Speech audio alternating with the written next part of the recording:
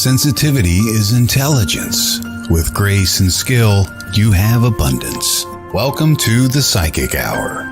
Host Kelly Brickle is a psychic medium healer, numerologist, and teacher. Her passions are learning about the soul and energy. Whether it's through spirit, emotion, or vibrational numbers, there's always a pathway of information waiting to help. Now, here is your host of the Psychic Hour, Kelly Brickle.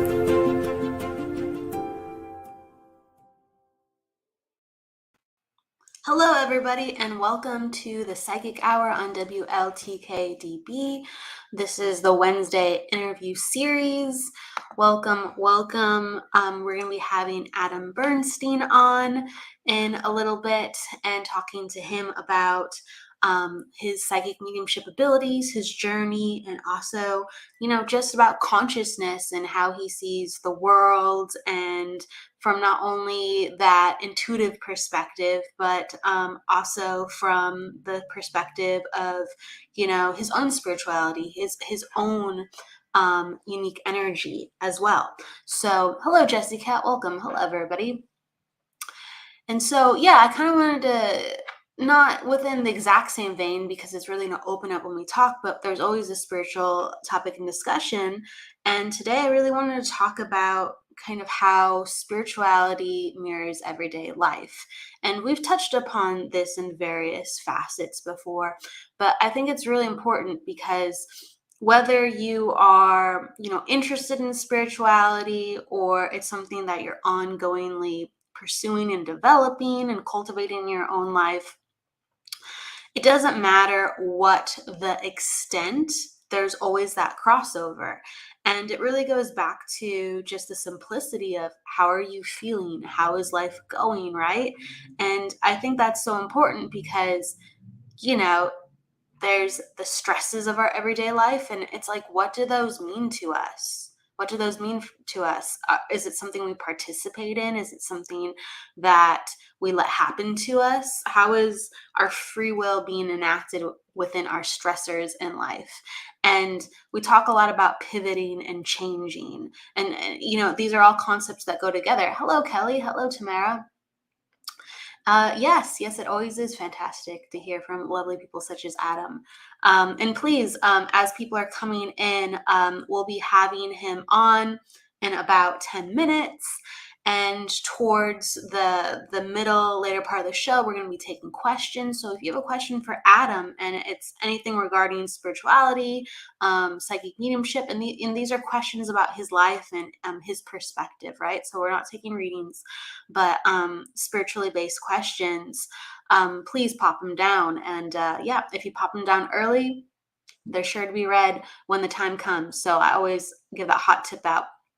But for, within our everyday lives regarding just utilizing our free will and understanding what little things life is saying to us, whether it's writing things down and like, I need to change this, I don't really prefer that, and integrating as we go along, or just saying, wow, I really don't like my day. I don't like how I start my morning. I feel stressed out, or it's too busy, or it's too quiet, right? Like I feel like dull in the morning or midday, or even at, dinner time or night. I don't like what I'm eating. Infusing that joy, because it's like spirit is like this, this holy fire some people talk about. And there's a passion with spirit, right? When people are healing or giving readings or they're helping, there's a smile upon their face. There's a joy within the heart. And usually it's like enacted by the wonder of spirit, of how spirit is guiding you, right? Or how God is guiding you. However you feel, the universe is guiding you. I really, respect everyone's individual spirituality and how they connect to it. But there's a spark within your heart, right? And you're like, I want to do this, or like, wow, just something came over me. And infusing that within your everyday, infusing that within your choices, your free will choices, infusing that within just the little things that sometimes we don't even think about. And that's how we infuse more consciousness into our life. And it's kind of funny because the more you develop, if you're curious too, when you're energy sensitive, sometimes you're like, well, why did it work this time? And I was able to sense this and that. And, I felt very connected. And then another time, why did I just feel so disconnected or confused? Or why aren't the signs lining up? Whether if you're pulling cards or you're getting signs from, things around you, you're hearing messages in different ways. You're trying to make sense of it all. Well, energy mirrors everything that we're doing. Spiritually mirrors our everyday life. And if you are just kind of not having that joy infused in your life, or if you're tired, or let's say you're overwhelmed, that's the state of your energy. And if we're overwhelmed constantly, or if, like, let's say we're just tuckered out, or we're just like, yep, life, yeah, it's going, it's okay, like the common, like, how are you? Okay, well, okay, at least we have okay, right? But it's just like, that's not the vibration of spirit. The vibration of spirit is actually quite, like, enthusiastic. It doesn't have to be like, whoa. It's just, there's a vibrancy there, right? And sometimes that disconnect is emotionally, because emotionally we're just feeling like life has hit us. Sometimes it's our mind's not even focused. I mean, that's why, we talk about meditation so much. Our mind's in 500 different places, all the different tabs open. And it's just like, how could you, you know, then tell your brain, I want just to focus on this. I just want to focus on spirit. If your brain has been accustomed to and trained, you know, to have 50 tabs open at once, that directive takes discipline, that directive takes time. Or, the change within your enthusiasm with life, it takes time. And to lean into that one step at a time with changing things and just going, how am I feeling? Do I prefer this? Do I prefer that? And honestly, all those little changes are huge, because they build and they shape your energy. And, even with, when people are doing readings, I find for myself, just from a perspective, someone who is energy sensitive and uses it in their everyday life, I find that if my mind's too busy, or I'm emotionally taxed, I have to do extra work always to lift up my energy, because I'm not in that neutral space always to receive. Okay, so it does take shaping our energy, and we do have to take this constant inventory. And, a lot of people go, well, isn't that excessive? Like, isn't that a little bit much to always be constantly tuned into how you feel, or how another person feels, or how the environment feels? And at first, maybe it does seem like too much, but then the more you actually put awareness on your sensitivity, that's just naturally what it becomes. Does that make sense? You push yourself into that lane, because your objective and your consciousness goes, I want to be more sensitive. Wow, if I could only be more sensitive. Wow, if I could only hear mom and dad. Wow, if I could only have that direction in my life and I know where to go. Well, to do that, you gotta start to fine tune these certain things that are inside all of us. And it does take being a little bit more deliberate with checking in with oneself. And yeah, I always like to just keep the simplicity of, if you feel good and you're in a place of peace and calm, again, feeling good always doesn't necessarily equal good and calm, but it will help you get there. It's going to help you get there, because you're going to be like, I'd rather feel like this, and what do I have to do to return to that, and how do I maintain myself to feel a certain way? And it does feel good to feel like yourself when you've, you know reached a point where you touch your spirit, or you understand the beauty of another. You start to understand the possibility of the beauty within yourself, and being comfortable in that place, that's peace. And I promise you, it does feel good. So with every decision that you make, with shaping your life, I promise. Why am I saying promise so much? I usually don't say promise a lot, but I feel very invested and very passionate in saying that that is a compass that is a compass. Your feeling is your compass to knowing, and your knowing is going to guide you to your spirituality, your awareness, and it really is a daily check-in. It really is an involvement. And it's not these lofty concepts. The lofty concepts are a good time, don't get me wrong. Like, if you ever want to get philosophical, theoretical, or just experiential with people who have really dived into like what energy looks like and why are we all here, and we're going to dive into that with Adam. But it just starts with, how do I want to feel? What do I want to have? And what is no longer me? What's not my energy? And how am I going to maintain that? Because that's where I want to go. That's where I want to be. And that's the place you are to start giving. That's the place that you then are to start helping. That's the place that you are to start actually sparking your life beyond just your imagination, because you're then in the energy to be. It's no longer a dream. It's no longer a wish. You just are. And then it just ripples out. So, okay, we are going to be talking with Adam. We are going to be back in a second. And I love, hello, sis. Hello, Tamara. And yes, thank you for your comments. I'm seeing them right now. We'll be popping them down. Oh, I'm clicking things apparently. But yes, we'll be back in a moment with Adam. And thank you for being here today. See you in a few.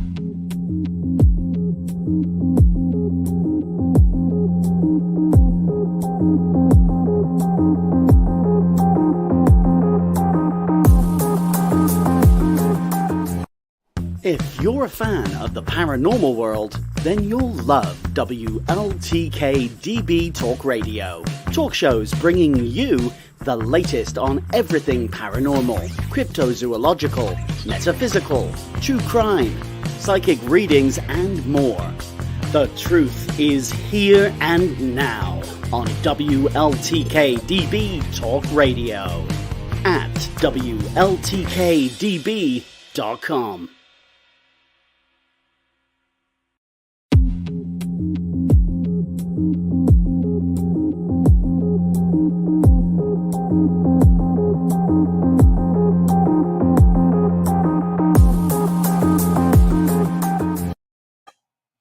Hello and welcome back.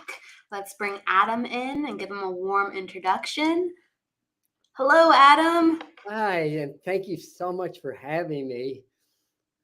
Absolutely. I want to give everybody an introduction to who you are. Adam Bernstein is an international psychic medium and channel. He was included as one of the New York area's top psychics in the books Psychic New York and Esoteric Guide to New York, and has numerous TV and radio show appearances. Adam also teaches a wide variety of spiritual topics and is an energy healer and Reiki attuned. Welcome, welcome. Thank you. Thank you. Absolutely. How are you doing today? I'm doing good. The energy is very high. I'm definitely feeling it.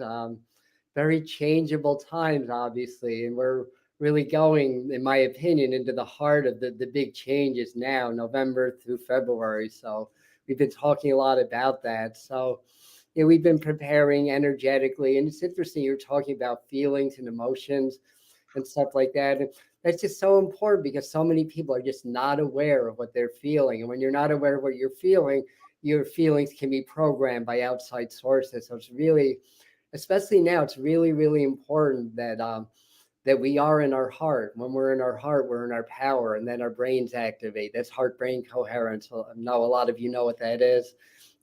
And I practice that every day. It's kind of become sort of my new ritual the last year and a half or so. And I'm just, even though it's a hard time and a lot of stuff's going to happen and we're going to see a lot, I'm really excited about the changes. And I know that might sound a little bit weird or off or sadistic even, because we know that unfortunately people are going to suffer and so forth. But this is what we've been working towards and what we've been preparing for. It's like a new earth, a new birth of consciousness, and the old is just not dying easy, basically. So I'm pretty excited, a little trepidatious about what's going on and where we're heading, but excited at the same time. And every day I just try to make it the best day of my life, basically. And I said that intention is part of my morning routine. So I have a spiritual practice that's basically 24/7. Even my sleep journey is part of it. So You that's really, strange, I add on, but the idea of be in our heart, then we're in the eye of the storm.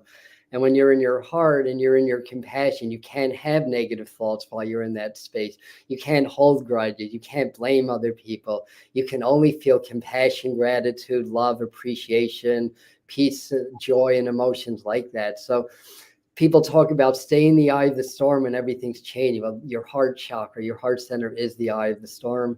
So I encourage everybody to work on heart expansion, meditate with the heart, expand the heart, and do heart brain coherence. Look up Heart Math Institute or Joe Dispenza or Greg Braden. Those are, I believe, the 3 top sources of this practice that I'm aware of. And Dr. Joe and Heart Math Institute actually have empirical data, scientific data to prove how powerful and how necessary this really is right now. So anyway, that's how I'm doing. okay. So no, I'm feeling it and hearing you, and it sounds like you're saying, like, to me as you're talking, like, hey Kelly, we're coming up with a shift, and hi to everybody else, right? Everyone listening right now, we're coming up with this traumatic shift in life within our consciousness where we have to be in our hearts, and the tremendous potential of our hearts, like with Heart Math and Dr. Joe Dispenza and all the research, it's showing that there is so much potential and there's so much intelligence within the heart, and we haven't looked in that direction. And I'm a big feeler, but I do have to take additional time out of my day. And Adam, you have a very good practice. You talked about how you have day, afternoon, night, morning, right? Where you're checking in with yourself. And I have to remind myself, like, okay, I'm already feeling things, but I have to go deeper. I have to make adjustments. My energy is changing. The world energy is changing. It takes something different for me to be balanced now. Yeah. And I think a lot of us are experiencing this, and we really absolutely have to be present and conscious in the moment. So practice your meditation, practice presence. Every time you think about it, just don't think, just be, starting with the breath, body, what's going on. And then, when we're present, then we access spirit. And, I met Kelly at Lilydale, so I can share a little Lilydale story. There's one summer, that for 2-3 days in a row, like for those of you that don't know, Lilydale is the oldest and largest spiritualist community in the world, I believe, being that spiritualism is largely an American phenomena. And during the summer seasons, they have public services where mediums give messages, and they allow people like myself that are visiting mediums but have credentials through spiritualist church to serve spirit and to give messages. So one summer, it's just like it was flat. It was like I wasn't getting it, and it was like the 3rd or the 4th day, and then it's before like the 5:30, I think, the 3rd or 4th day, I'm just meditating by Lake Casadega, just asking spirit, like, what's going on? They say, just be present. Don't make this a big deal. You're just trying too hard. Just be present. So I did that. I walked, and every step I was present with each step. I didn't, listen to the meetings. I just stayed present. I got up there, and then boom, like it all came through, like the names and the details, all that stuff came through from spirit. So, presence and being in the heart, that's the magic formula. That's kind of like our life raft that's going to get us through these emotional storms that we're floating on right now in this world, and allow us to be of service also. So it's not just enough to be okay. We have to be in our power. We have to be spiritual warriors and be okay, and be okay with what's going on, and understand there's a higher purpose. And I'm a very empathic feeling person also, and I could either look at the world and just get completely depressed and bummed out every day. People are suffering, people are dying. I know people that were in the in the path of Hurricane Ian, all that stuff. Or I could be in, compassion. And being in compassion is different than feeling sorry or pity, because when you're in compassion, you understand the bigger picture. You still feel and you still want to ease suffering, but you have an understanding that's different than just like feeling sorry or pitying. So we have to be in our compassion and be in our power. Basically, we have to be spiritual warriors, because if you're attracted to Kelly's work or my work, you're here for a reason. You're not just an average Joe or an average Michael or an average whatever. You're a light worker, a way shower, or maybe a starseed or an ascended master in your own right. So yeah, interesting time. But like I said, I'm upset in a way, because I just don't like what's going on in the world. I don't like all the programming, all the manipulation, all the fear, the fear that they're leveling on the people to control them. But at the same time, I understand it's necessary, and I really celebrate the changes. And hang in there, everybody. It may get a little worse, but it's going to get better. And the astrology is really, really active. It's been active for a while, but October, Mars is stationed. It's going to go retrograde. The election, you thought 2020 elections were messy for the Americans. Wait till 2022 election, because Mars is stationing. It's happening during a lunar eclipse of all things, in the sign of Scorpio. Yeah. And then Oh. in the sign of Taurus, the sun's in Scorpio, the moon's in Taurus. What is Taurus? It's the structures, it's the financial structures. We're in USA Pluto return right now, or in other words, Pluto is right now in the same place in the zodiac that it was when the country was born. So Pluto takes, I think, 241 or 243 years to circle the sun. So anytime you have a return, it's like emphasizing the energy to that planet. So what's Pluto? It's regeneration. It's it's transmutation. It's really, really heavy, explosive energy. So this is our first Pluto return, and it's hitting the second house of the country. It's in 26, 27 degrees Capricorn, so it's hitting the government. It's all showing in the stars and the numbers. And if you understand how to read, because spirit manifests, gives us a roadmap in the way the planets move, the way the numbers line up. If we know how to read that, that's spirit's way of telling us, hey, this is where the energies are moving. You've got to do something about it, basically. I'd love to hear your perspective on that. I want to, emphasize this wonderful point you made too earlier, where you're talking about, if people are listening, they're probably natural light workers, because they're attracted to this work. And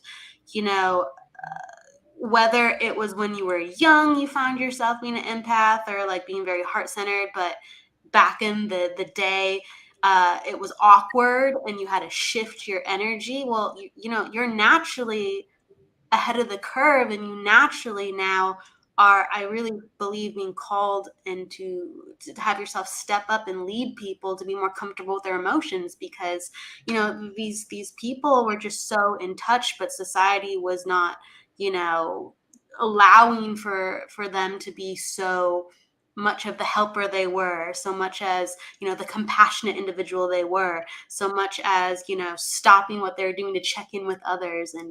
And you're talking about, we're coming up for some more bumpy rides, and we need those people. Yeah, and you may find that we're going to kind of go back before we go forward, and back into that community-based living. Depending on how far or how intense things get. I mean, there's already food shortages. So if people are saying food shortages are coming, they're already here. And there's all this pressure to centralize power, centralize government, which benefits a minute few, but at the detriment of a great many. So we need to be prepared. It's possible that the lights may go out for a while. I mean, I live in the Catskill Mountains of New York. All I have to do is blow on the freaking power lines and we lose power. I'm in the office now in the city in Kingston, because I wasn't going to risk the mountain Wi-Fi on this interview. So I drove down to my office. But we may be without these comforts. There may be internet blackouts. There may be food shortages. Know who your local farmers are. If you know how to grow, do that. I always say prepare for the worst and hope for the best. because we can get an idea and a feel for what's happening. But honestly, I mean, maybe somebody out there knows exactly what's going to happen, but it's not me. I mean, I do predictions. Some of them come out better than others, obviously. But, even Edgar Casey had a few misses also. So it's all about interpretation, all understanding timelines are fluid. So, we can change the timelines through consciousness. So becoming more conscious and aware and helping others to do that, that's going to shift. And once we reach that 100th monkey, then it's going to shift into a much more of a positive direction. So there's a lot of timelines going on. I like how you talk about the 100th monkey, as soon as so many people think and believe a certain thing, consciousness change, that 100th monkey. I want to ask you too, because I do feel like regionally the energy is so different. So I'm in California, and the West Coast, or at least California, has a certain vibe. I have family in the Midwest, so I go there often. The Midwest has a completely different vibe and a completely different just consciousness of people. It's been a bit since I've been over to the East Coast. I might be coming up this year, but I feel like things have been so volatile on the East Coast. I've actually been, my energy has repelled actually even wanting to travel there because I feel so much unrest. Well, where I live, I'm in the Woodstock, New York area. I'm in the Catskill Mountains, the Hudson Valley. Now I hear prophecy. Like I had my first awakening in 1978. So I was very active with all the stuff in the 1980s. And some of the natives saying the Hudson Valley will be safe during the earth changes. I believe it was the Hopi people or a different nation out west that was saying the Four Corners area will be okay during the earth changes. But yeah, right here, I mean, it's the Hudson Valley. It's a fairly affluent area. We don't see like what the rest of the country's seeing. I mean, yeah, there's the shelves are a little bit sparse, but they're not empty like they are in other areas. And people are anxious, but this is also a spiritual hub here. A lot of spiritual people, obviously a lot of musicians and artists come here, and they tend to carry a spiritual vibe also. So right here, we're good. People are upbeat. We have our little networks. We're connecting. Now you go down closer to New York City. I can't say the word on the air, but it's a bleep show down there. I'll put it that way. And and people are anxious, but they're scared, and they're programmed to be scared, because when you're scared and angry, you're easy to program. And it's like, take all the rights away, take the food away, take the comfort, bring the people to their knees. It's like, oh, sure, take our rights. As long as you can save us, as long as we'll be comfortable, that's okay. We'll own nothing and be happy, fine. Bring on the Great Reset. Who cares? As long as our knights in shining armor are going to take care of us. But and I may be sounding a little bit like a conspiracy theorist. I'm really not, although I've been into conspiracy since the 1980s, but the 1970s actually. But this is kind of sort of an overgeneralization of the energy and what's happening. Basically, I want to say, yeah, I can attribute it all to human greed. It doesn't have to be like green aliens that are reptilians control it. Humans can do this all on their own. Now, that's not to say there are. I mean, I'm a starseed. I connect with other dimensions, so I know that we're not alone. And I think any intelligent, spiritual human being, well, hopefully I'm not insulting anybody, but I think most of us understand, how can we be alone? Build trillions of stars. I mean, come on. But we're part of from my understanding, we're part of a whole network of other races from other areas, maybe even interdimensionally. And I channel this group I call the master teachers that are interdimensional beings of light. And they bring through a lot of information also. I mean, it's different than my mediumship work, because mediumship is evidential. This work is anything but evidential. But it's true. Good point. And the late Janet No Havoc, who passed recently, who was one of my mentors. she's been with me a lot. She's kind of smiling. She's like, I would not react that way, Adam. She's saying in my mind. I was going to say she'd be rolling her eyes when she knew it's like channeling like beings that aren't there, that aren't physical or whatever. So if you know Janet O'Havoc, I mean, I think she's one of the top 100 mediums in the whole country. I mean, she's that good. Oh, she's fantastic, yeah. Some of the pioneers had to be very grounded in order to work, right? So they didn't look always in those places the same way. But like, what are you like with the astrology feeling? With you were talking about the new moon, Mars in Scorpio, and the solar return. And I know anyone who's around 28, 29, 30 or older, like, they've all experienced a solar return and a Saturn return, excuse me. What am I trying to say? Help me out here. But but it's very it's very taxing. It's very stressful that time. There's a rebirth happening, and so there's a potential for so many good things to occur, but it's really the dark night of the soul at times. So tell me what you're seeing with like your predictions or what you have been channeling. And also, when I met you in like Lilydale, I found out that you were a numerologist. So if you've been looking into the numerology of anything, whatever you've been tallying and accumulating. It's all telling a story, and I'll just tell you one thing about this that I have to give my friend and colleague Sharita Starr a shout out because she's told me a lot of this stuff also. But the last full moon that we had was at 16 degrees of what sign was it? Aries. The next 6 full moons are all going to be at 16 degrees of their respective sign. So it's 16 in numerology. Well, it reduces to 7, so it's Neptune ruled. Neptune's very emotional energy.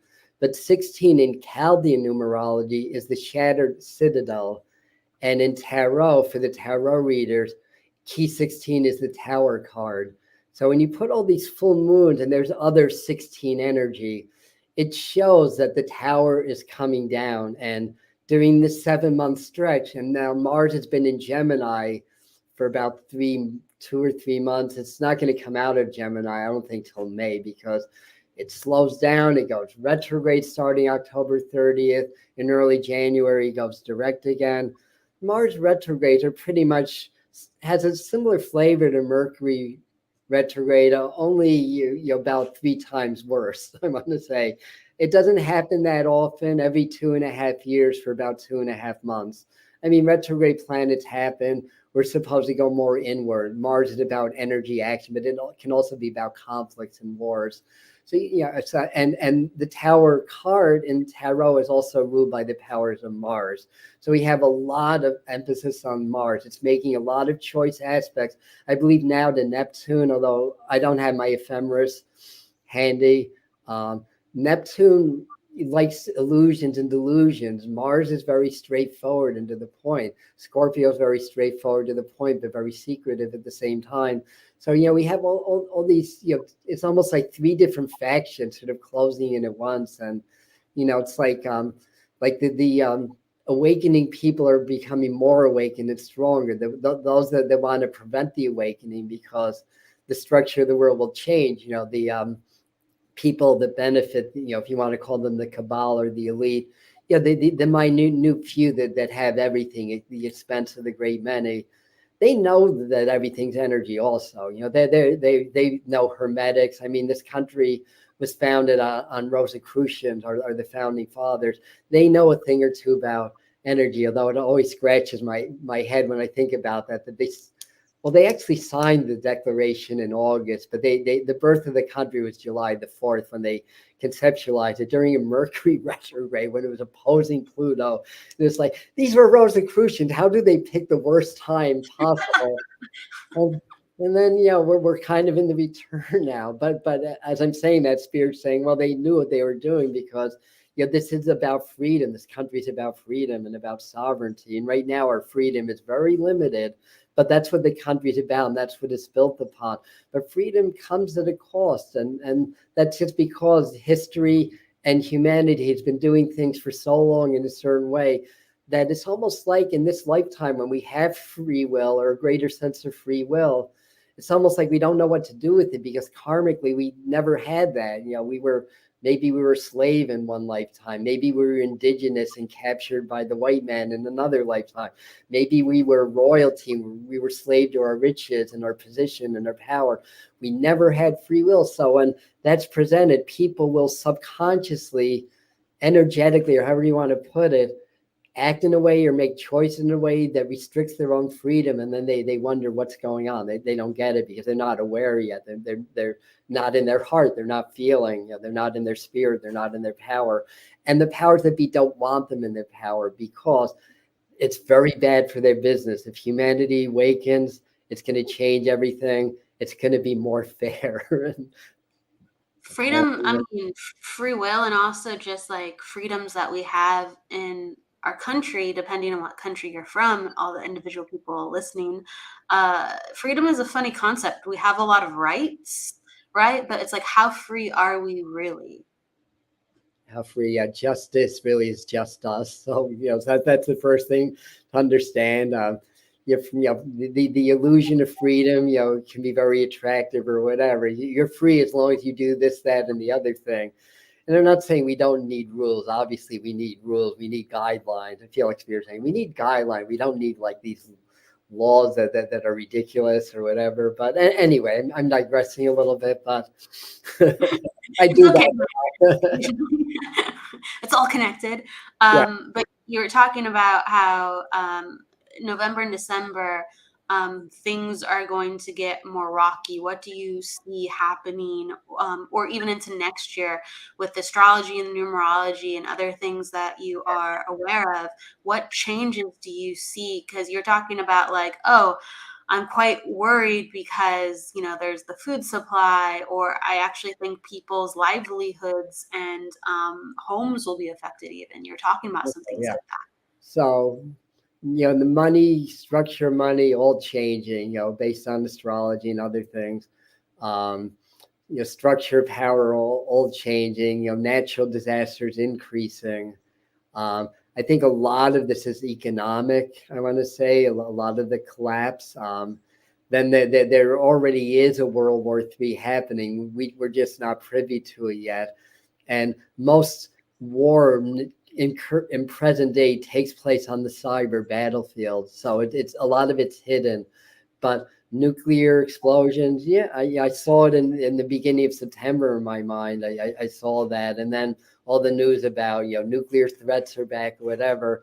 Some of it could be scare tactics, but, more tension in the world, and the elections, again, nobody's agreeing. There is some degree of election fraud. To what degree it is, I'm not 100% sure. I don't think it's quite what Donald Trump is saying, but it could be, but because I don't know.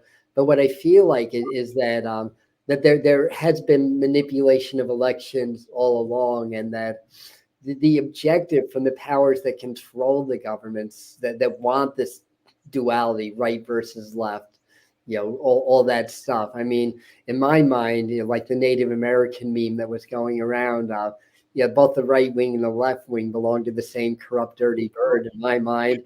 But I believe they fixed the election in some way.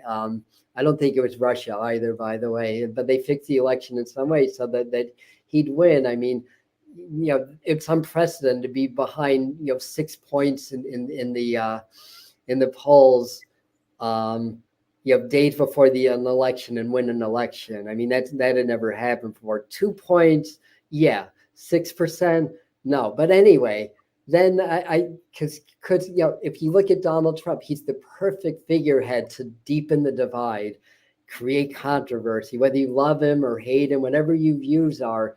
I don't think anybody can deny that. That may not necessarily be a bad thing, but I believe that's what they wanted. And then he got too powerful. And I think they conversely, fix the election again. I mean, I could be wrong, honestly, it's just my own perception of things. But I think that he may have, technically won the election. I don't know that. I mean, the fact that almost 50% of the country wanted Donald Trump, that curses people out on Twitter, that behaves so much unlike a president. But the fact that half the Americans wanted him shows there's something very wrong with the political system. They don't want a political figurehead. They'd rather have somebody, that I think one of the appeals is that he's real. Like, he reacts, he gets angry, he curses. I think he's more relatable to somebody, that like Joe Biden, where you can barely see like any movement in his mouth. You can barely detect an emotion from him, I think, basically. yeah, people were definitely looking for something that they deemed to be not puppeteered as much. But Yeah, I think, you exactly. have these swings, unfortunately, where it goes from moderate to extreme, or like, left to right. And it's like, it's always just evening itself out with what the people want. Because so we swing in all these different ways with the people that we elect, and they represent certain, I guess, cries out from the people, but it doesn't really satisfy. Yeah, that sounds about right. So again, we have to be in our power. That's the bottom line. And the more of us that are in our power, that are expanding and connecting to spirit and starting to feel who we really are and what our true divine mission is. Again, that 100th monkey experiment, that's for those that don't know, basically they taught a group of monkeys, I believe it's how to open coconuts in a different way using the water on an island. And they taught a group of monkeys, and they found that the monkeys on the other side of the island that had no contact started doing the same thing. But much to their surprise, they went to a neighboring island, and those monkeys were doing the same thing. And that's how powerful consciousness is. And depending on who you talk to, it only takes 1 to maybe 6% of people to get it before it has a ripple effect on consciousness. So it's not like half the people, it's just the 100th monkey out of 1,000 monkeys have to get it, basically. And that's what's happening. So work on your own awakening. It's contagious. It's a good virus. It is. Yeah, good virus. That sounds funny. But yes, it's a consciousness is spreading. Yeah. And, so all the work that you do, Adam, I do, and that other people in this field, it undoubtedly just spreads. So if you ever wonder, anyone listening, does what I do even matter? Yes, because consciousness spreads. We need more and more conscious people. If you can too, Adam, take me to, like, you said that you really have been deep diving since 1978. That's one of the years that you mentioned. What were you doing before within your life? And how did you come into this work? How did you come into this interest? Okay, that's an interesting question, because I was in college, my second year. This was my sophomore year. I think that was 78. I can't keep track. And basically, I was a meteorology student. I was studying science, basically. And, as a child, now that I've broken through, remember before age 4, I was seeing spirits and energies. I mean, I could spend a whole show talking about things I experienced and things, just as, a little snippet is by the time I was 3, I was so furious that I could no longer move things with my mind. I started throwing things and kicking things down. And my poor parents, they were good people. They didn't deserve this. But when The limits of the body.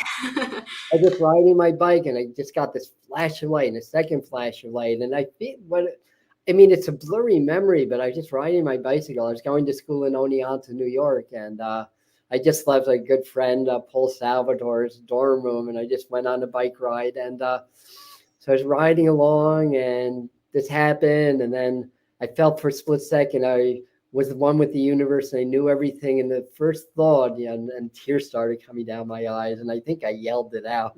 That everything that I've learned is a complete lie, and now I need to learn the truth. And that's when I was actually started doing martial arts before that, because I was a small kid with a big mouth. But but then after that happened, I got really serious about my martial arts training. I started doing yoga, and I started to learn how to meditate. But I got very ungrounded also. And, I could go on. It's a really long story. But that was my first initial awakening.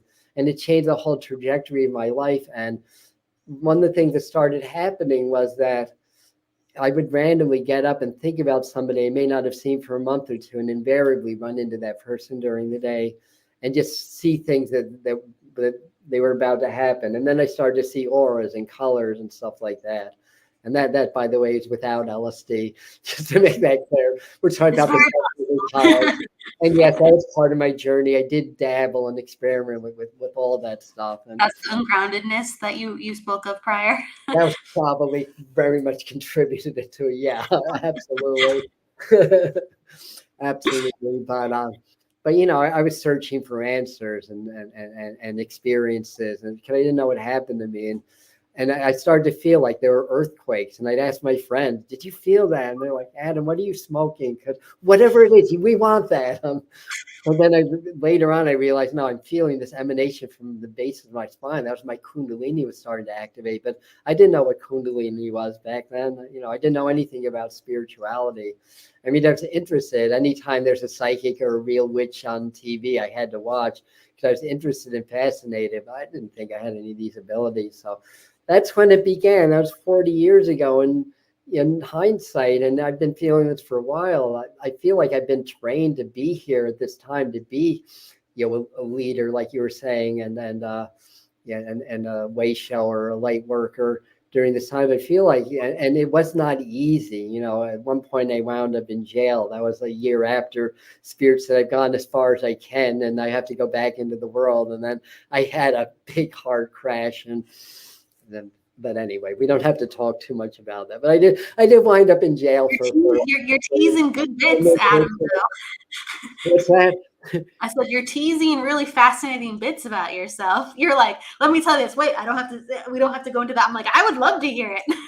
Well, I mean, basically, I mean, I was very into the cannabis at that time, and it had to do with weed and stuff like that. I mean, I wasn't a criminal or anything. Well, in the eyes of the law, I was, but yeah, this was in the early 1980s. So, you know, that was 40 years ago. I definitely cleaned up my act a lot since my younger days.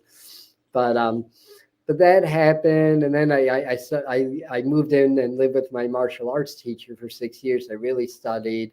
And then I met Amberella later on. She's a tarot reader. She's passed on in Oklahoma City. So I was with a friend in Norman at the University in Norman, Oklahoma, and he was living with a psychic named Ann. She was in her 40s, we were in our 20s, and I just got really fascinated with tarot. And she saw me peeking in on a reading, kind of looking around like that. The only time I'd seen that was in the James Bond movie. Yeah, that's the only time I'd ever seen tarot card. And one of these times, she's like, "Come here," and she started to show me a few things. And she said, "You know what? Take these cards, take this book. You study it, and then I'm going to give you my tarot client because I like to do palm reading. I don't like tarot reading." I'm like, but you've done this before. Just trust. And so I spent 48 hours. I didn't even sleep. I studied the tarot, and I was just fascinated. And the first reading I did, I was thumbing through the book. It was kind of hysterical, but the woman was like, "Oh my God!" And it's the same thing, you know, with mediumship too. Like wasn't sure I could do it until I actually did it. And they were like, "Oh my God." So mediumship started around 2000 or so. So my brother died in 98. He came to me a week later. I was camping out and he came to me, and then a medium I was doing tarot readings by them, but not mediumship. And then to make another long story short, slowly but surely, I was getting more messages from the other side when I was doing my tarot readings.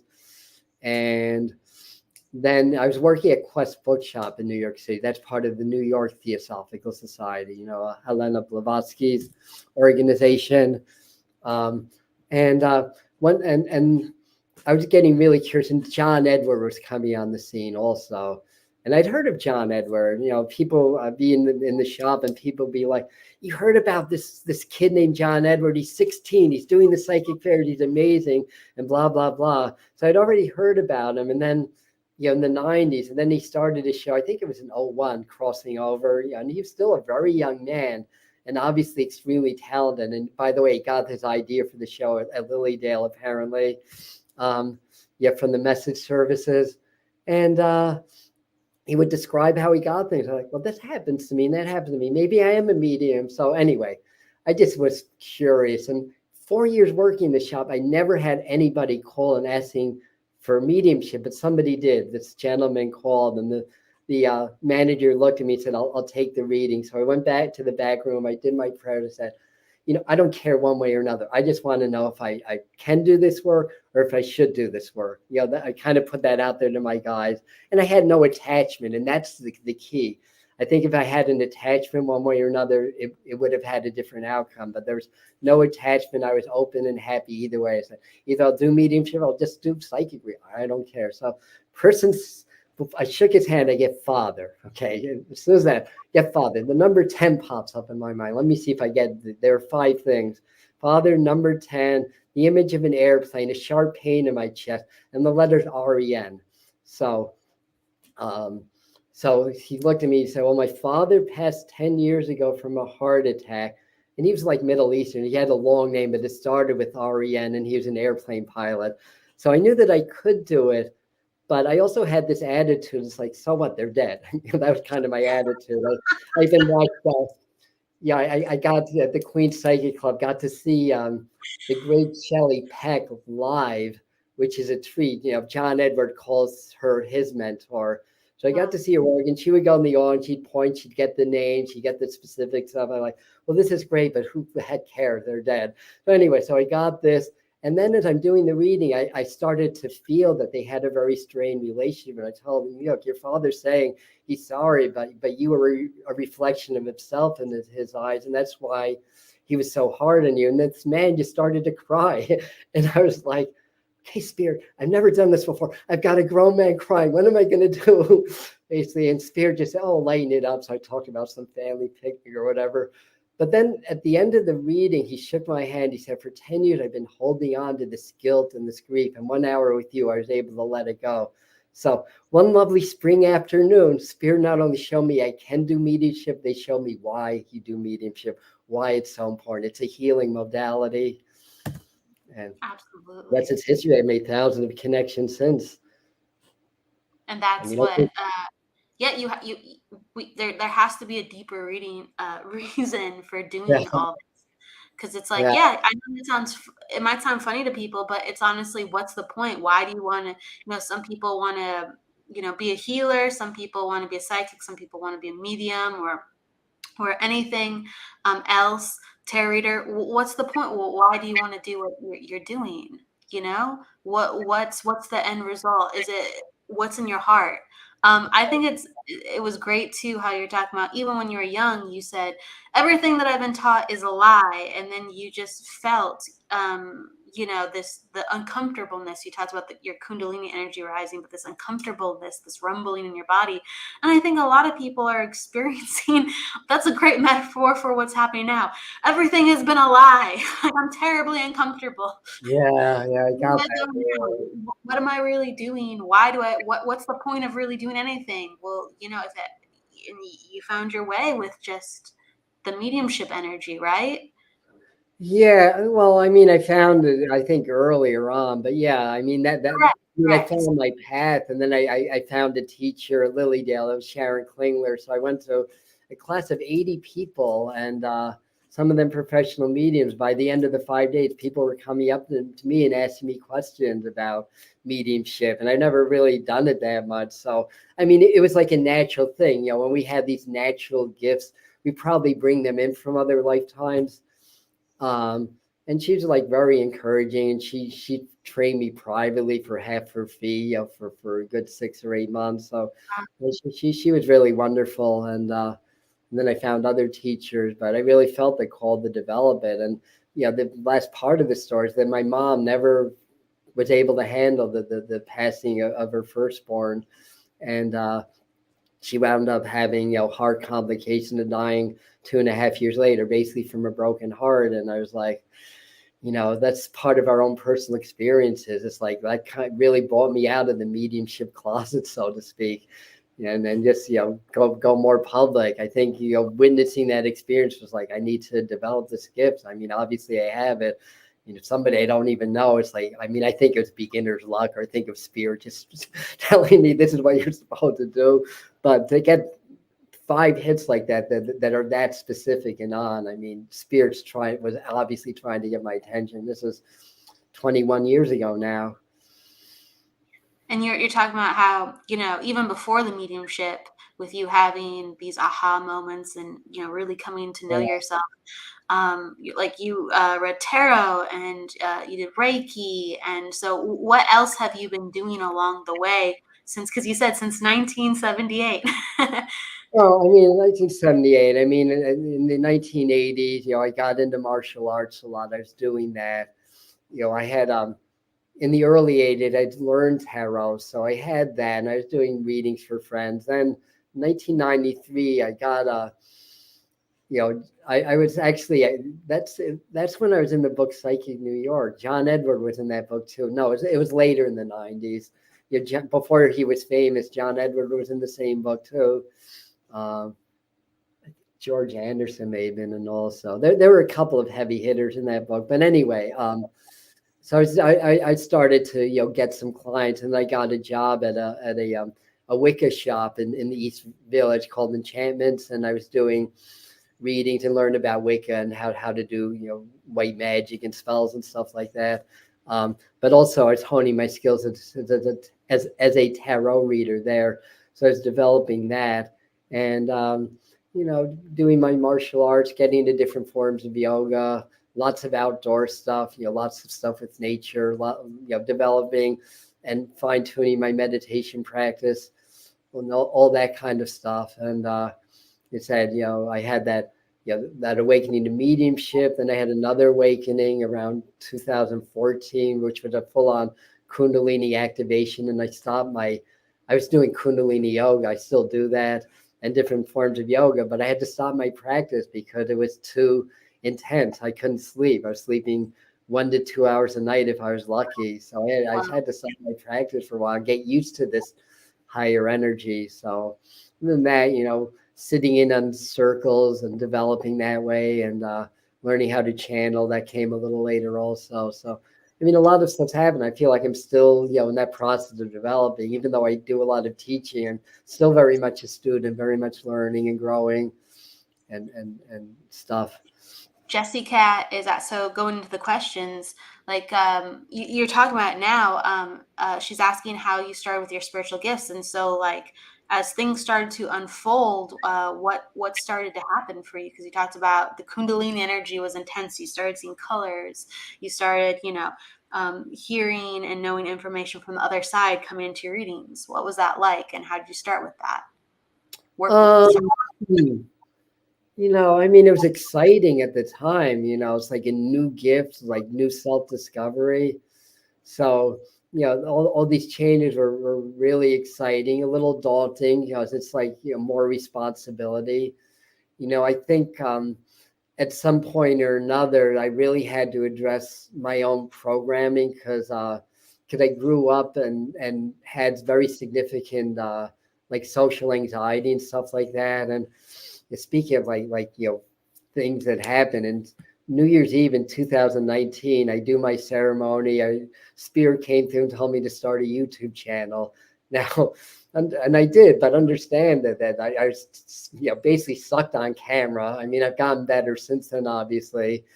Very nervous, very self-conscious, very fidgety. And I was like, are you crazy? Me go on camera? They said there'll be a need for it. I mean, I didn't know a pandemic was coming. So I did a lot of subconscious reprogramming. I've been doing that very consistently for different things for a while now. In other words, like, if we have issues, it's because we're programmed to have issues. Our subconscious is like a computer hard drive, and either society programs that hard drive through the power of repetition, or we program ourselves. And for whatever reason, I grew up very, very nervous, very sensitive, very empathic. Not really in my body so much, not really in my root, much more in my upper chakras, and very nervous on camera. So I made up a sleep program. I did affirmations every day. I practiced. I did 1 hour. I started in February with 1 hour, 1 minute videos on Instagram. The first one took me almost 2 hours to do it. That's now I can do like a 10-minute video. I can bump that out off in an hour now.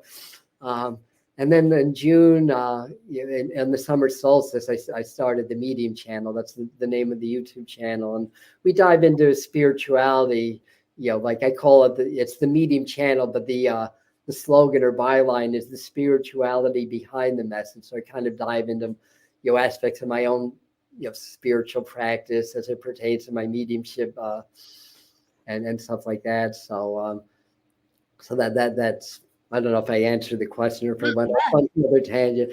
I hope I answered your question. You were definitely, you previously were just in flow with that, and then you extended it. So absolutely. And speaking of that, like teaching energy, someone else asks Tamara, I'm pretty intuitive, not psychic, but I have wanted to practice positive energy work like healing. I have heard that you're either born with it or you're not. Is there any truth to that? Yes, there is. We're all born with it. That's the truth of it. Some more than others, just like anybody that has a voice box can learn how to sing, but not everybody's going to be the next Freddie Mercury, you see. So there's always different levels of skill and ability, but you already are a healer. If you can feel and channel energy with your intention, you can heal, because that's what happened. We become energy channels, and we help the person that we're healing, energy fields, help their spirit to heal themselves. Like, we don't heal people, God heals. And we become the instruments for that healing, basically, like the conduits. So humans are very attuned to being able to, so we say, like, magnify and adjust frequency, and through our intention and our thoughts and intentions, mostly our emotions and intentions. That's what I meant to say. Through our feeling. So that people say that about mediums. I tell them, I could pretty much take anybody and make them a medium. Give me 5 hours and they can get messages.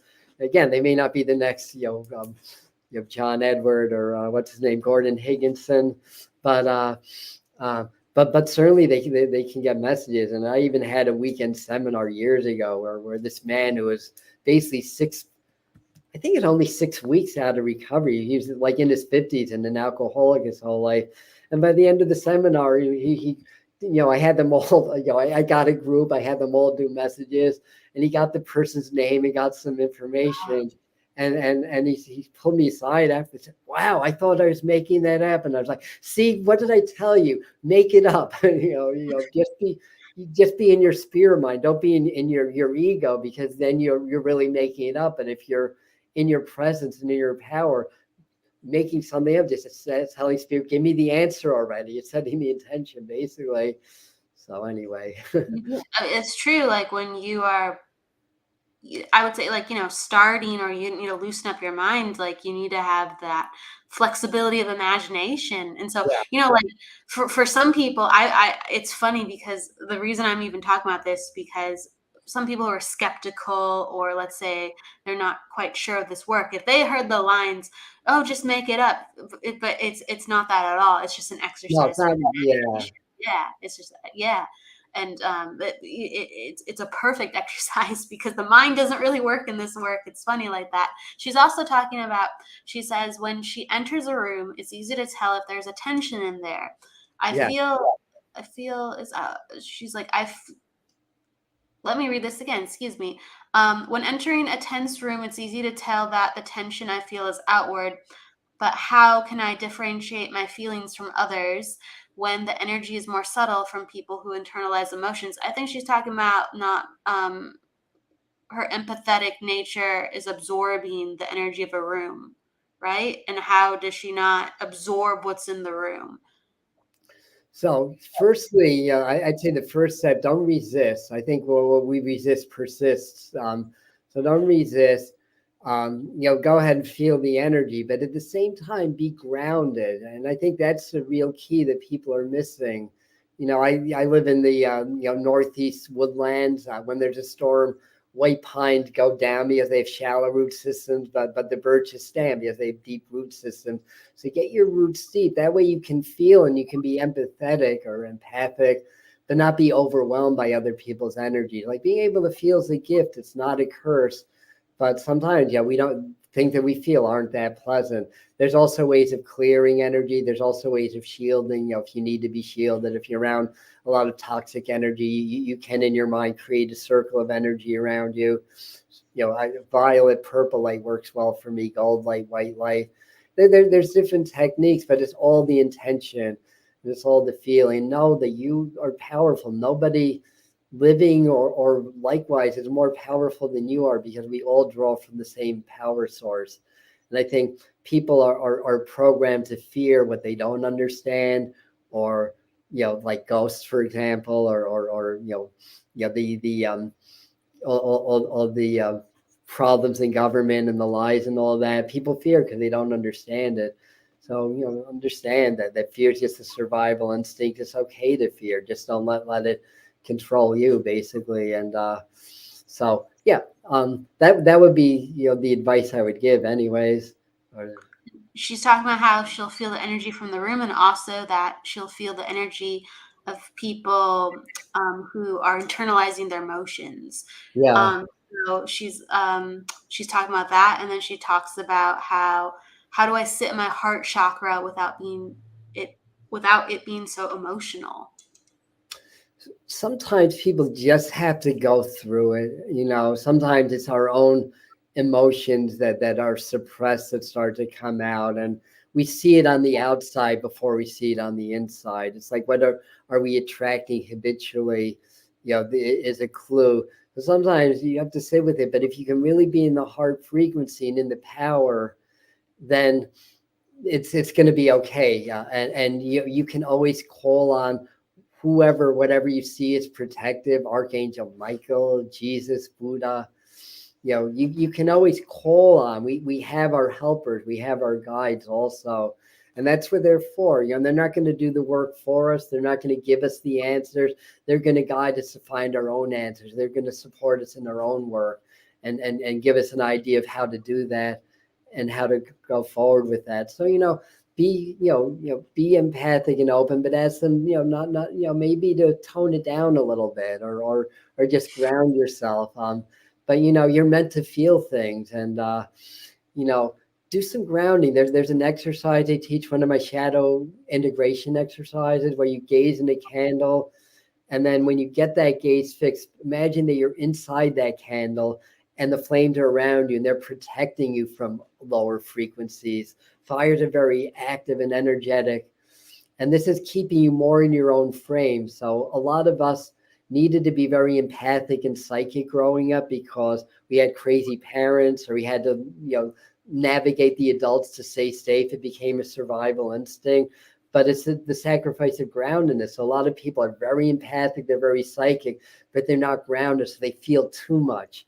It has to be in balance. You don't want to sacrifice the feeling, but the ability to feel, but we do want it to be in balance, and all your chakras to be aligned. So work with your root, work with the heart, and like I said, heart-brain coherence, I think, can cure just about anything, by the way.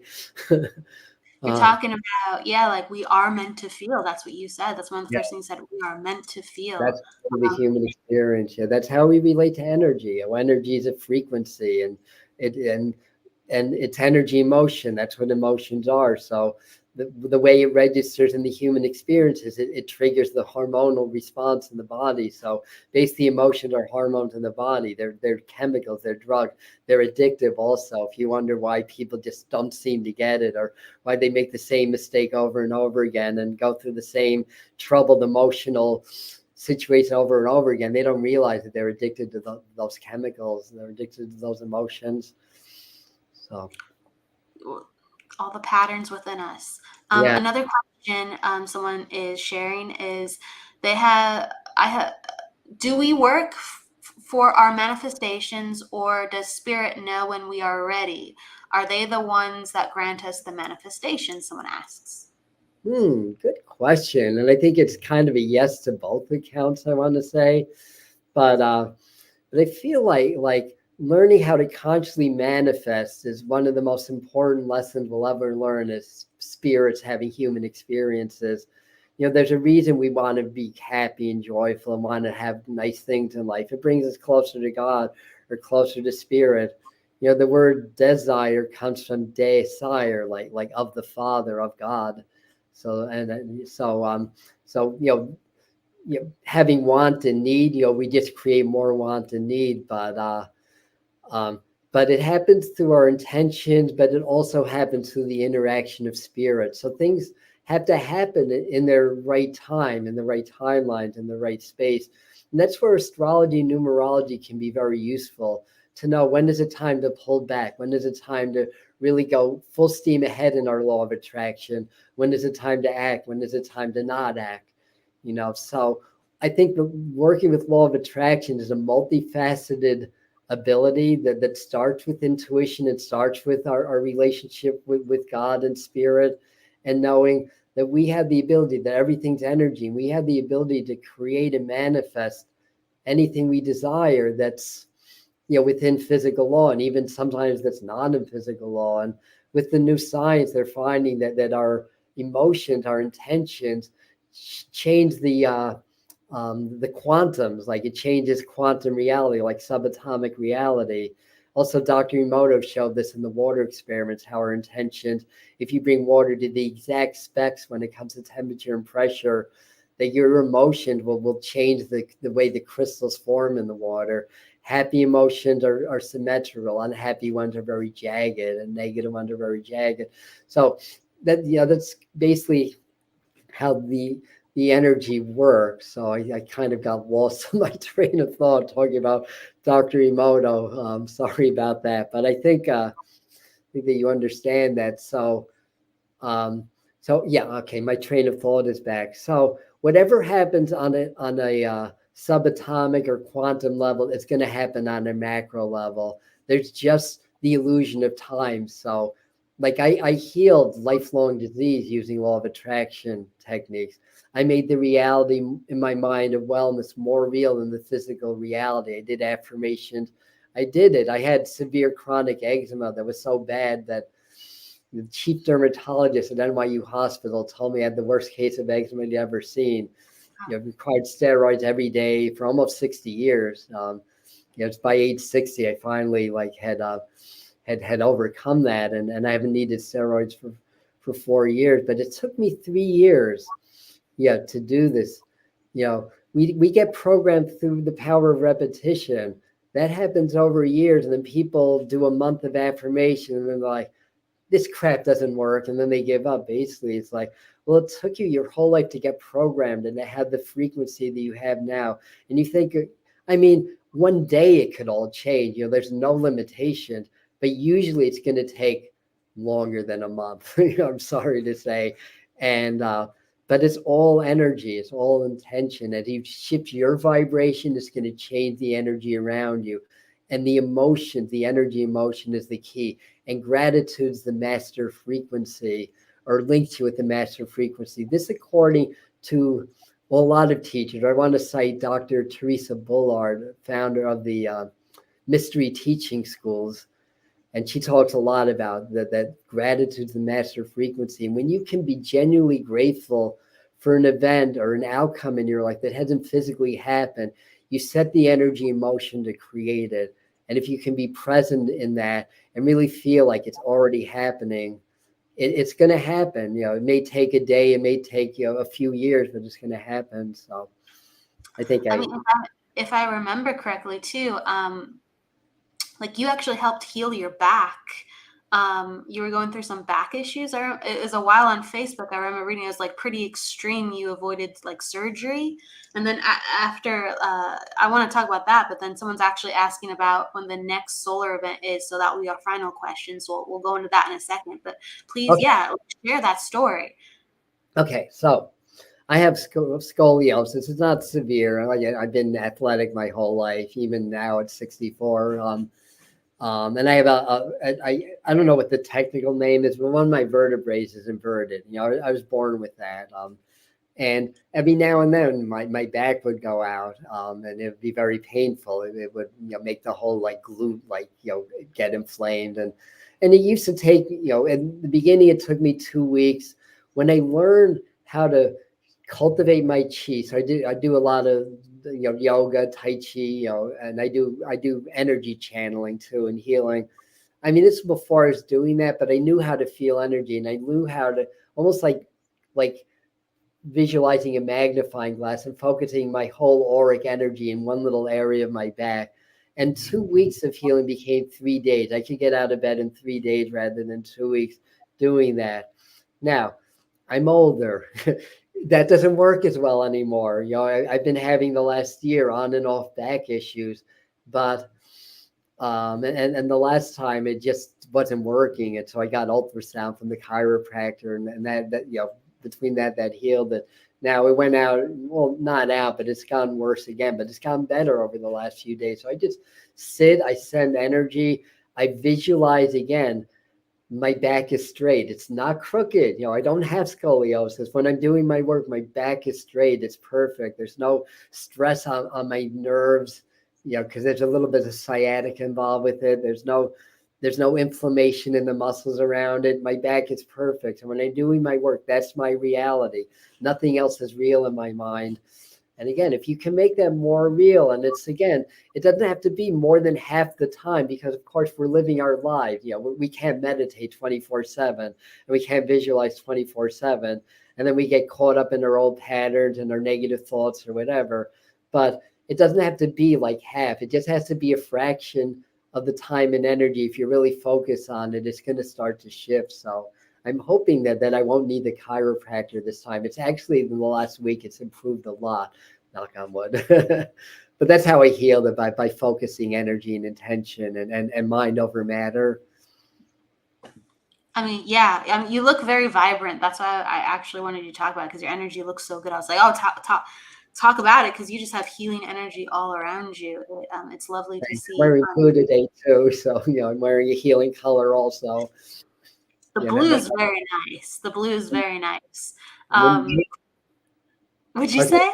I'm sorry. I didn't mean to interrupt. I was just saying in numerology, I'm in my 21 year that reduces to 3, which is Jupiter rule. The blue is one of the colors. So it's growth and expansion. So I'm working this because I just came out of my 20 year, which is the judgment, or the judgment card in tarot. So 20 years can be very tough, but they're spiritual. But 21 is the world card. So that's like fruits of your labor. That's growth and expansion. So I'm working. And of course, this is a public appearance. I'm here. So I'm working the energy that way also. Yeah. But, I'll have my bad moments, and, admittingly frustration is one of the things I'm really working on, because that's anger. That's a very tough emotion. We need to learn how to step back and observe our reactions rather than be our reactions. I sound like Joe Dispenza right now saying that, because that's one of his bylines, but it's true. Good luck, if you're angry, good luck trying to squash that. I'd have better luck sticking my hand out with the train moving 70 miles an hour than stopping those emotions. But I can step back and observe the anger, and then I can diffuse it much more quickly, and I can go back into my heart rather than hold on for days or whatever. So anyways, I think the energy, I mean, you can see just beautiful moving energy all around you. So that's just, I do a lot of spiritual work, a lot of healing, and a lot of joy, conscious joy. I do a lot of that. And I think in order to be a teacher in this time, you really need that, because it's just so much, And yeah, I'm pretty sure you do readings also, but you may notice the trend. People are more desperate, they're more needy, and we need to be, able to help them, but not at the expense of our own well-being. So, we have to, learn how to say no also, because when we say yes, when we really want to say no, it's just saying no to ourselves. It's basically what's happening when we do that. So we have to, learn to have our boundaries and everything, but compassionately, and understand, people are going through so much, and I'm finding people are forgetting their appointments, and I have a wait list, so it kind of screws everybody up. And and I have to cut them a little slack now, and I'll say, well, you have to pay anyway, and I'm kind of like, well, all right, next time do a little better, but you get that. So I think that's really it. I do a lot of spiritual work. I have a morning routine that spans about 2 to 3 hours before I even start my day serving spirit. It involves meditation, breathing, supernatural breathing from Joe Dispenza. You can tell I like his work. Meditation, cold showers, which is also, well, that's Wim Hof. That's not Joe Dispenza so much, but also Kundalini Yoga. And then the shaman that I work with from Machu Picchu told me that to take cold showers, and that was good to clear the spirits and everything, and a good thing to do in the mornings. So I do 3 minutes, and in late October in the Catskills, cold than they did in July. I'll put it to you that way. And come February, it's like snow melt. Well, I'm a big fan of I talk about salt and showers, just like Yeah, cleansing and moving the water energy, just absolutely. Yeah. you feel back to yourself. If I may ask, so what's the best way for people to find you, and do you have any classes going on where if someone Okay. wanted to, dive on in with you? Okay. Best way to find me is my website. That is adambetweentheworlds.com. So that's the website. Now I do a lot on YouTube. I do a lot of free teaching there and free mediumship from time to time also. That's the Medium channel. So you can, if you're interested, you can check it out. And if it resonates, be part of the community there. So, and then, Facebook, it's Facebook, Medium Adam Bernstein, or Instagram, Medium Adam Bernstein. Now, you see classes. What do I have coming up class-wise? I mean, I do channeling through YouTube. I don't think I have any classes scheduled right now. I just did one. Do I have any? You got to put another one in before the year's up. Maybe that's your sign. Yeah, maybe that's my sign. Yeah. I mean, I have a lot of like 30 plus trainings on file on my website. They're only $11 each. So I have a lot of classes that I did during the pandemic where everybody was inside. I saw like a third to a half of my income dissolving because my events were the lion's share of my work, and there were no more events. It's like thinking on my feet, teach on Zoom. So I was one of the first people to get on Zoom, and thank goodness I was able to make up not all of the difference, but enough that I could still send my boy to college, and I could still pay my rent and everything. So I made up a lot of the lost income anyways. So I don't have anything scheduled, but I definitely have events, and we have them in Kingston, New York, and I do Zoom events. I mean, on days at the 28th, I think I'm doing a mediumship on Zoom, but that's not really a class; it's messages. Still something that someone can be a part of. A lot of people would Yeah. want. Yeah. Well, there's a limit of 10, and we haven't put it out yet. As soon as we put it out, it's going to fill up. I can pretty much guarantee that. So you guys that are watching the show will have first dibs on that. So the email for information is info@adambetweentheworlds.com, because I don't think the event is even up on the website yet, which means I have to text Heather and tell her to get it up for us. So see him demonstrate with a small groups reading. That would be amazing. And his YouTube channel, lots of content there. And Adam, what is something you'd like to leave everybody with? I always give my guests the last word. Okay. What is something you'd like to share? Well, just know that you're going to be okay. I want to say that's I was asking you what the first thing that pops in my head. Tell them that they're going to be okay. We are in for a bumpy ride. Stay in the heart. That's the eye of the storm. Try not to engage too much in the negativity. This is our time to heal right now. It's a very healing vibration at this time. Right up until the new moon. Now the new moon is Tuesday, so it's a week, and it's a solar eclipse. So we're starting the next eclipse season.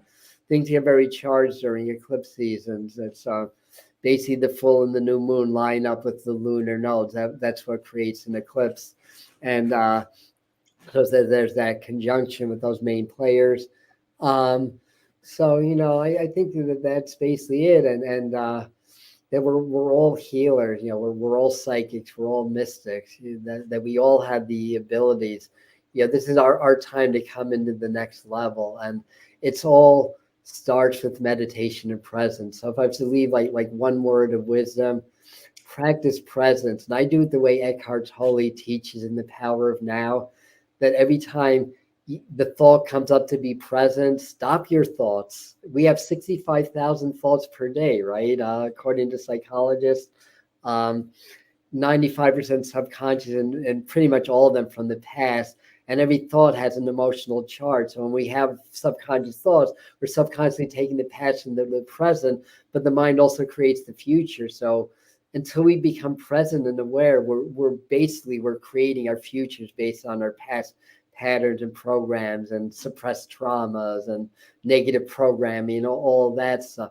So learn presence the way he teaches it. Yes, every time you think about it, stop your thoughts, be aware of your breath, feel your body, the space around your body, be aware of everything, focus on nothing, and just stay in that state till something takes you out of it. Then do the same thing again and develop it that way. That in complement with a meditation practice where you can build up to at least 20 minutes of meditation. If you're not a meditator and you get anxious, start small and slowly build up. Otherwise, you'll never do it. You'll just get too psyched out. I tell people start with 2 minutes if you're the type that gets anxious. Because what happens when we meditate? We still our mind. We dissolve some of the filters to be subconscious and conscious. When subconscious traumas rise to the surface, we feel anxiety. We are programmed to avoid pain at all costs. It's like, I don't want to meditate. I want a cigarette, or I want to drink, or I want to ballet. So start small, basically, but practice that. You're worth it. You deserve it. And when you start to lock into your higher power, things are going to change in your life. That's where the healing begins. That's where the shift begins. So that's my final thought. I hope it was a good enough one. Oh, it was amazing. Meditation and presence, and to, this whole show we've been talking about is just, it's good to feel, right? It's good to feel. The underlying, it's good to feel. In fact, it's our human right to feel. And unfortunately, when people open up, more often than not, they feel the crummy stuff before the good stuff. And that's why it's hard. Most people stop feeling because they felt so much pain in their life. It's not your fault. So the other thing is, don't feel guilty or shameful. That's an even lower vibration, according to, what is it? The Hawkins emotional frequency scale. Am I getting that right? But I know what you're talking about, but I don't know how they scale exactly. I know what you're talking about, though. Yeah. According to David Hawkins, Dr. Hawkins, anyways. You want to steer into joy, I would say, or gratitude. We're talking about gratitude. We talked earlier. Yeah, guilt and shame are lower than even anger and fear. Yes, so don't feel guilty or shameful if you're having a hard time meditating, or if you don't feel like you're where you want to be, or whatever. First step, don't feel guilty or shameful. It's really hard to change. We are constructed, the subconscious mind is constructed to gravitate towards familiarity, because that's what our subconscious mind believes we need to survive. When things are unpredictable, we get anxiety, because think of our ancient ancestors. If something was different, that's probably because there was a storm coming in, or there were invaders, or a wild animal was coming in. So anxiety, it's just the body's response to a possible threat. It's like the stage before fight or flight. So when people start to open up and feel, very often they'll feel the difficult emotions, and that's why people block it in the first place. So just don't feel guilty and shameful. And if you do feel anxiety, the thing is, step back and observe the emotion. Don't feed into it, and it'll pass if you allow it to speak. And you may even get a memory. You may get a memory where you were locked in a closet when you were 4 years old, and that's why you've had a hard time, like in relationships. You may get an insight that way of why that is. But when you start presence and meditation, just know that filter between conscious and subconscious starts to dissolve, and we start to, anxieties or other emotions like that may rise to the surface, but it's just things that are trying to be released, because we are programmed to fear, to avoid pain at all costs. So we suppress pain rather than allow ourselves to experience it. If we can just experience it, then we can be done with it and move on. But we suppress it, we try to avoid it. So that's the next step, everybody. I want to say thank you for everybody who has come in with your questions and comments. So Jody, Math, Kelly, Sis, Tamara, Angela, Chris, and beyond, thank you. And of course, thank you so much, Adam Bernstein. Please check him out. He's so wonderful. After this, and thank you once again. And everybody, please, with the notion of just love, luck, and life, and joy, and don't forget to live. We will see you next week. Thank you again, Adam. Take care. thank you. Bye. The truth is here and now on WLTK-DB Talk Radio at WLTK-DB